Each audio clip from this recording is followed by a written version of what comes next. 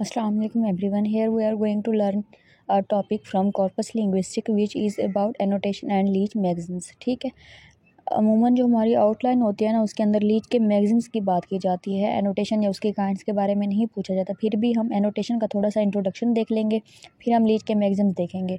The word annotation is taken from Middle English, from French और from Italian verb annotare mean to note और to write down. अब ये जो word है annotation ये कहाँ से लिया गया है? इटालियन वर्ब या फ्रेंच वर्ब से. एनोटेयर जिसका मतलब क्या है? टू नोट डाउन और टू नोट और to write down.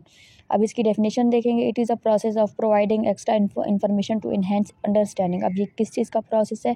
Extra information देना. किस चीज़ के लिए? अंडरस्टैंडिंग के लिए. प्रोवाइड कंटेंट और to highlight important detail. Next we are going to see some advantages of annotation. First advantage is that it is easier to extract information from annotated corpora in number of ways. An annotated corpora is reusable resource. Advantage is related to reusability in is multidirectionality. फिर हम देखेंगे how is corpus annotation achieved. ये achieved कैसे होता है? ये basically 3 तरीक़ों से अचीव जो होता है. एक है automatically, second is semi automatically, third is human analysis.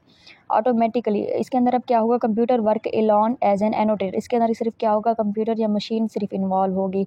Developing N automatic annotation tool may cost time and money. लेकिन ये क्या है? इससे क्या हो? ये तो एक काफ़ी महंगा पड़ जाएगा और इससे क्या होगा? टाइम भी ज़्यादा कंज्यूम होगा. सेकंड जो है सेमी ऑटोमेटिक. इसके अंदर क्या होगा? Interaction between human and machine, यानी बहुत चीज़ें इन्वॉल्व होंगी. ह्यूमन भी इन्वॉल्व होंगे और मशीन भी इन्वॉल्व होगी. थर्ड है ह्यूमन एनालिसिस. इसके अंदर क्या होगा? सिर्फ ह्यूमंस इन्वॉल्व होंगे. Only human are involve in the process of annotation. ये हो गया थोड़ा सा इंट्रोडक्शन एनोटेशन का. नेक्स्ट यहाँ पे मैंने उसकी काइंड्स हाईलाइट कर दी. अगर आप लोग करना चाहें तो कर सकते हैं.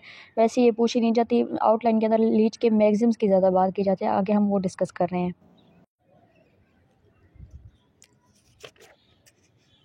Here are 7 magazines given by Leech according to Leech. अब यहाँ पे मैगज़ीन्स लिखा हुआ है. इसका मतलब क्या होता है? बेसिकली कोई भी रूल या कोई थेरी जो किसी ने क्या की हो, दी हो. ठीक है, अब लीच ने 7 मैगज़ीन्स दिए थे. अब हम देखेंगे वो कौन कौन से हैं.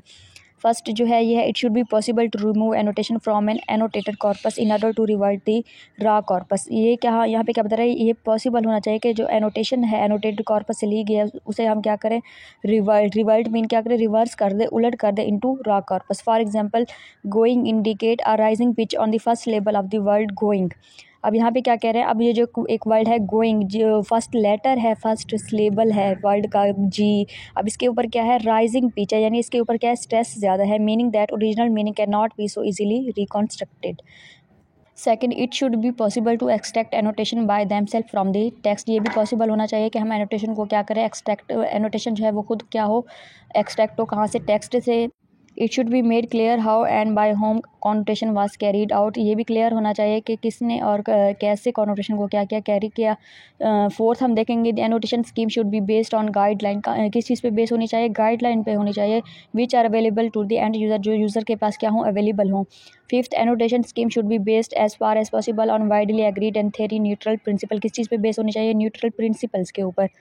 सिक्स हम देखेंगे, the end user should be made aware that the corpus annotation is infallible.